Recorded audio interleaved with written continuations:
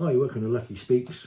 I was just thinking the other day about the COVID mistakes made and stuff like that. And in the UK, I mean, this is where I'm based, obviously the UK, and we had the same rules as a lot of places where, you know, they supposedly you weren't allowed to go out, you had to supposedly wear a mask and all this sort of crap. And of course I ignored everything, which was good fun. And I had meetings every day. I mean, it never actually made any difference to me except that place I wanted to go weren't open.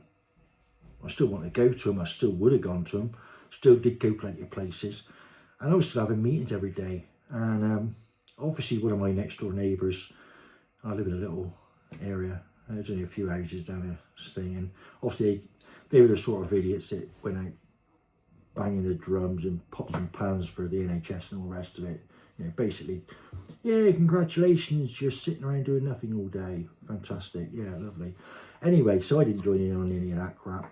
They didn't like that. So what they did was some bright spark decided what we're going to do. We're going to ring the old bill and we're going to complain that Steve's having meetings in his house, and we're going to try and tuck him up. So don't go very well though, because I got big gates. You can't get into my place. And anyway, so I'm sat here with a client one day. Nothing wrong with it because I was actually allowed to do it. In reality, it's one of the things I could do. I was in finances, so you know we were allowed to actually hold our meetings still. But nonetheless, these idiots don't know that. They don't know what I do, so they all think I'm a drug dealer, let alone anything else. Anyway, so we're sitting here, we're having a meeting. All of a sudden, the gate goes. So I look on the cameras. I can see there's two coppers outside, older one and a younger one.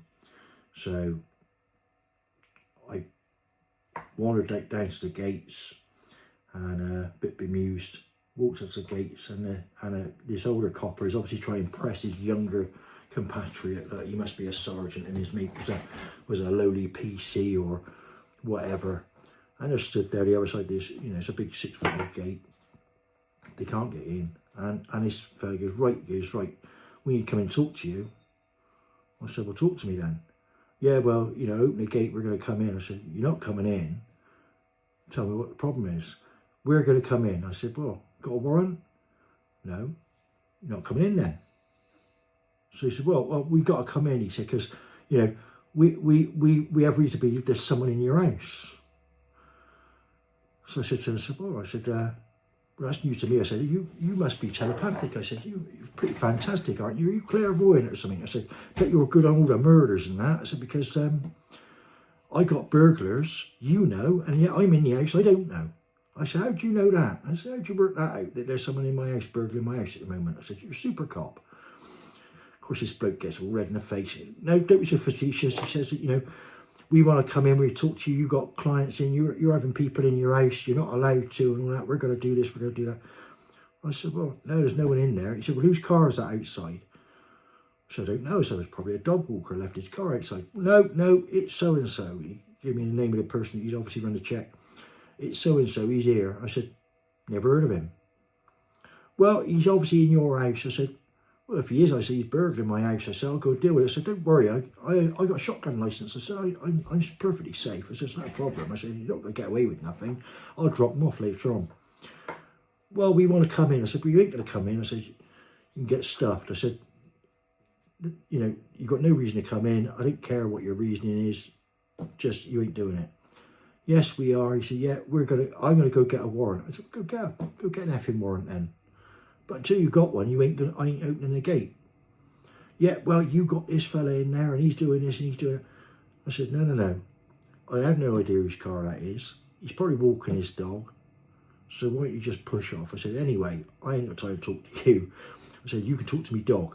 Now, my dog was only young at the time, but he hates coppers. I don't know why. I don't know what it is. I don't know if it's the uniform. He's a German Shepherd. Even when he was 6 months old, he was bigger than the average German Shepherd, and he's evil if he didn't like you.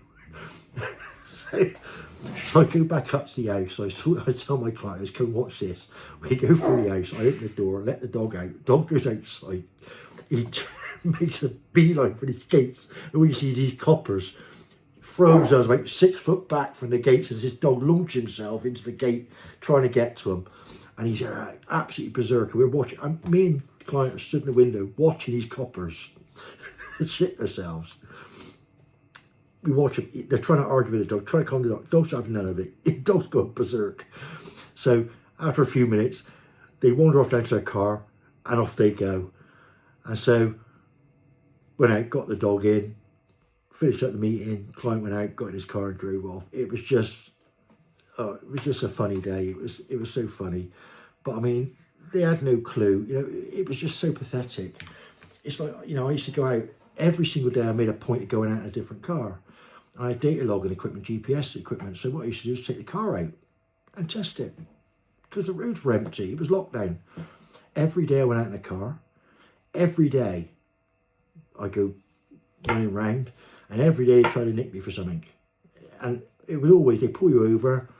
And I got so used to it because it was daily. I got so used to it. They pull me over. So I basically park up, wait for them to come towards me. I put the window down about 2 inches.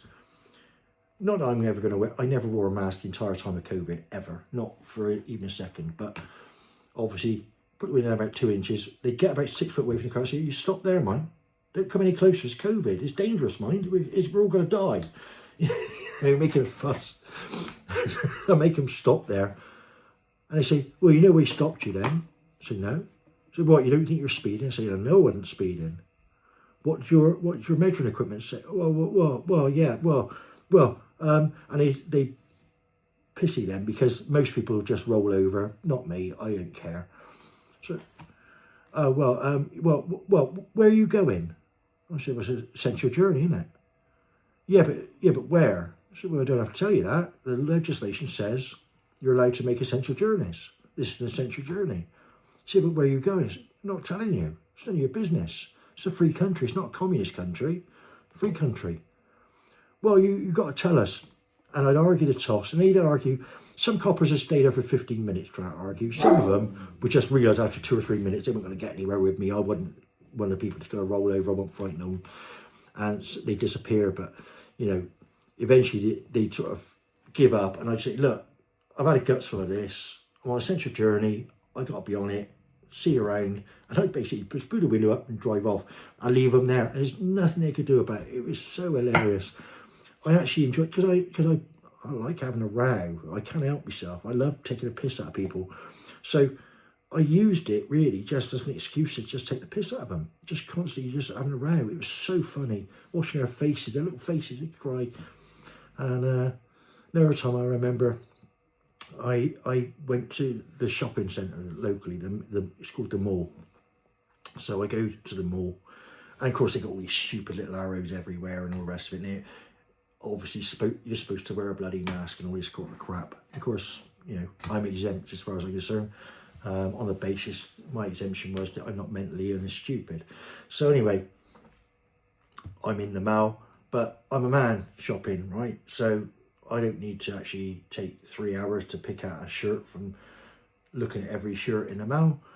I've got whatever it was I was going to get, I had to get that. So I was going to that shop to get it and come home again. I don't want to stay around there for hours on end. So I come out, I'm walking, but I've got no mask on. I mean, I am on the right side. I'm following the arrows, and it wasn't a conscious decision to follow the arrows, but the shop was on that side of the thing, so it didn't matter really. I was kind of complying without really wanting to comply. So yeah, I'm going up, and this little security fella, but I'm 6'2", he was probably about 4 foot nothing, and he's going the opposite direction, and he's walking past me, and he's shouting at me, and I know he's shouting at me, but I'm ignoring him, because why would I bother acknowledging him? He's shouting at me to put a mask on, see, and I'm ignoring the part, so I'm carrying on down the thing. And so obviously he comes up, he's behind me now, and he's trying to catch up, but he's not trying to run behind me, he's just trying to walk fast to catch me up. And I walk quite quickly because I'm tall. So I'm airing through this thing. And I can hear him shouting at me, and I'm just ignoring him as though there's nothing there. But what I notice is, coming down from the other direction as well, there are 2 coppers walking down through the mall. So in my mind, I'm thinking, I'm ignoring this prat, I'm going to have a row with him, and these coppers are going to turn up, they're going to side with him, I'm going to end up in trouble here. So watch myself a little bit. So I'm not going to be as extreme as I normally would, but I'm going to be extreme. So anyway, I'm there, And I can hear this guy, and he's getting closer and closer, and he's screaming and shouting at me about put a mask on, stop now, all this, and he's calling me names. All of a sudden, he puts his hand on my shoulder like that, and I span round with my fist. I went, take your fucking hand off me. You'll see his face, because he's only about that big. It's like, he's smaller than my daughter. I mean, he thought I was going to flatten him. So he jumped back out the way, and he's trying to remonstrate with me. He's shouting, screaming about how I'm not wearing a mask, and he's got to call the police, he's got to do this, he's got to do that. And of course, he's looking, he can see the police as well, so he's thinking he's all right. But of course, I look at these coppers who are really close by now, and they must have just detected, either they had common sense, and they were just not going to get involved because, you know, there was no, it wasn't like America where you had a mandatory mask and you had to have a row and the cops would come and they 9 out of 10 back up the person who was trying to make you wear a mask. But in Britain, it was, you're either exempt or you're not, and nobody was allowed to question it. So they didn't want to get involved. But the way I looked at them, they probably thought, fucking hell, like, you know, why bother? So, so they carried on walking past, this bloke screaming and shouting at me till he realises the cops ain't coming to his hand. So he suddenly shut his face and just walked, he just sort of kind of ran in their direction as though he was going to go get their help or something. I thought, bollocks. I just turned around, carried on for the mile, got me shopping, whatever it was, in Boots or whatever, and then came back and had no more interaction with anybody. But it was just, I mean, COVID itself, I mean, that period of time, what a joke. I mean, absolute travesty. It was nothing more than a bad cold unless you had comorbidities. Simple as that. You had to be part of the targeted group of that bio weapon that they created. You had to be part of that programmed group within that genetics to actually suffer from it. I had it 3 times. One of the times I had it, I didn't know I had it, and it was gone the next day. And that was the Omicron one. But I had the other 2 as well. I had the first one in the December, before everybody knew about COVID, because it hadn't actually got to Italy. Funniest thing, in Italy, they had Hug a Chinaman Day.